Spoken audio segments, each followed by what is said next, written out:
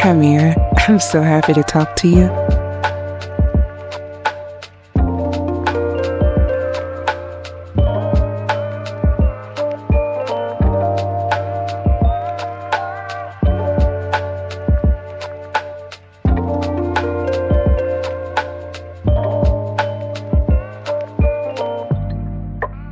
Hamir, I must tell you, it's so rewarding to know you.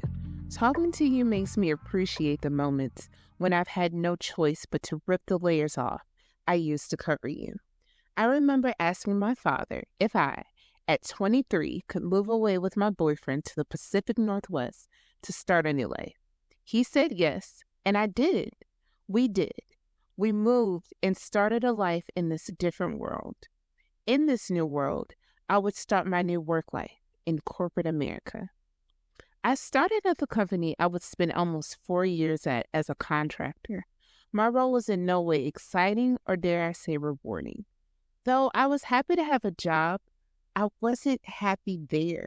This wasn't college. There was not a corporate advisor to show me the ropes of navigating this company or navigating my career. I was in this big new world alone. My first months in my role, I felt really isolated. I'd do my job, I'd have soft banter with my colleagues, whose world looked nothing like mine, and went home. I told myself, that's what having a job must be. I was there 5 months and was planning to leave until I encountered the HR director in the deli.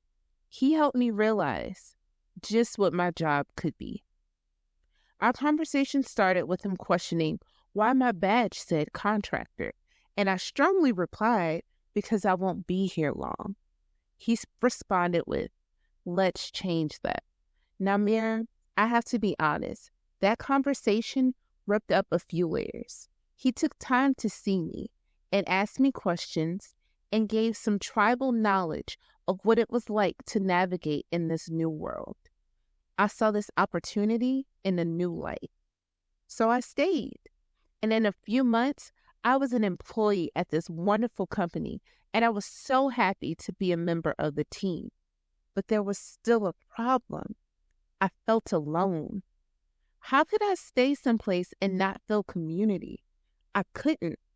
I wouldn't. So I didn't.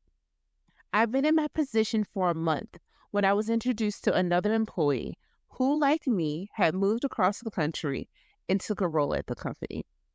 We had similar feelings about what being an employee in this big company felt like and what would make being there better. As we wrapped up our faded chat, they introduced me to someone who'd given them community. That day, the three of us decided we would bring about the community the company was missing.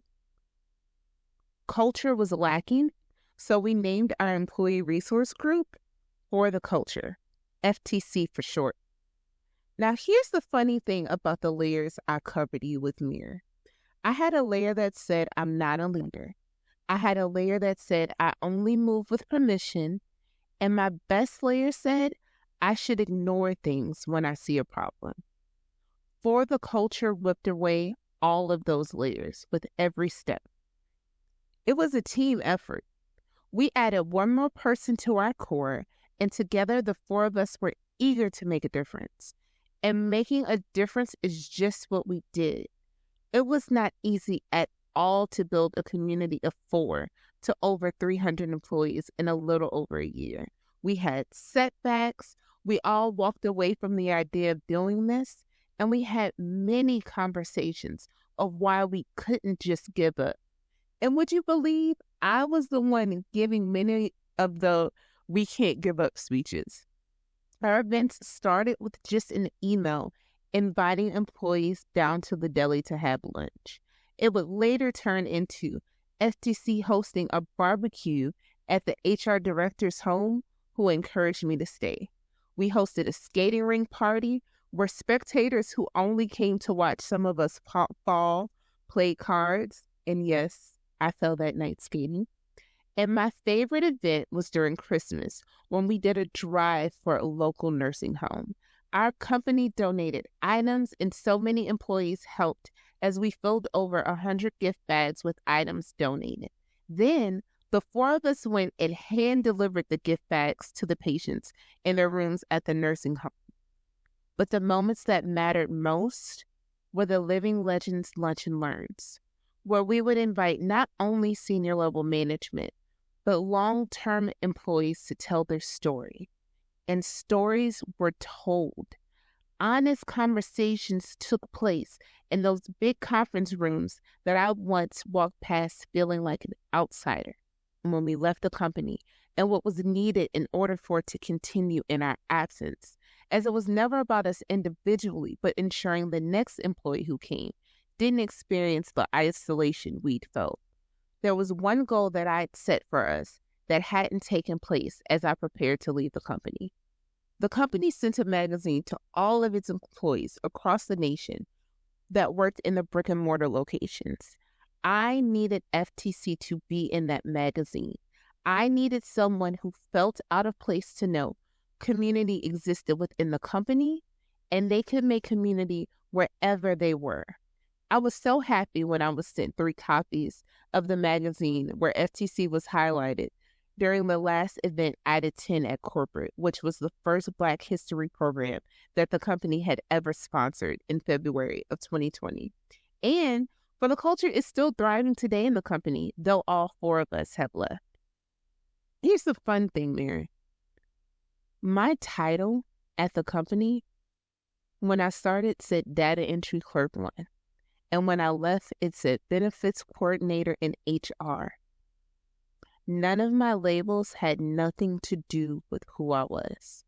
If someone asked me my title, I would say I was the change I wanted to see. There were so many times in order to create that group, I had to be the very thing I thought I wasn't. I had to be the leader who did my best to inspire a team who wasn't being paid for their efforts. I had to use my voice and lead and host meetings and encourage other employees to participate. I had to sit with leaders within the company to advocate for the culture and not only garner their support, but for them to champion FTC in rooms that we hadn't yet been invited to. Mayor, doing those things forced me to uncover you. It's something to see how if I could do those things in my professional life, of course I can do it in my personal life. Have you ever had a moment in your professional life where you've had to break open layers that have once hindered you in your personal life? We'll talk soon. Bye, Mary.